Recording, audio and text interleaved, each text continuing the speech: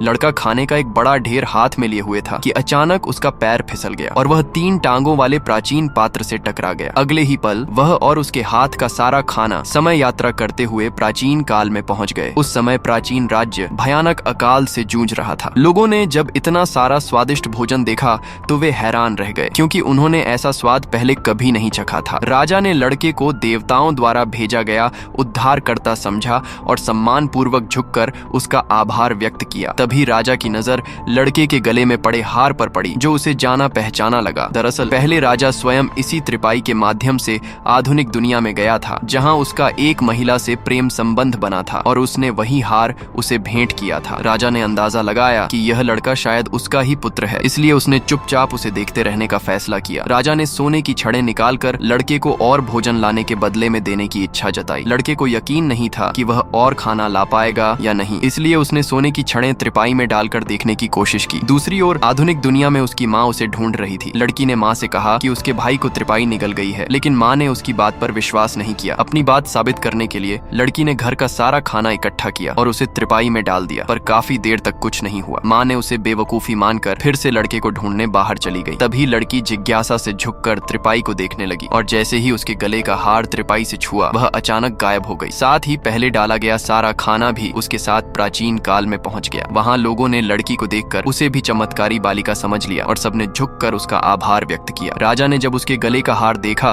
तो तुरंत समझ गया कि आधुनिक दुनिया में उसके 2 बच्चे हैं, लेकिन वहां बहुत से लोग भूख से पीड़ित थे। इसलिए लड़की ने उनकी मदद करने का निश्चय किया। वह फिर से आधुनिक दुनिया में लौटी और अपनी माँ को सब कुछ बताया, पर माँ ने फिर भी विश्वास नहीं किया। तब लड़की ने कहा कि वह प्राचीन काल से उपहार लेकर आई है। जब माँ ने उसे खोला तो वह सोने चांदी के खजाने से भरा हुआ था।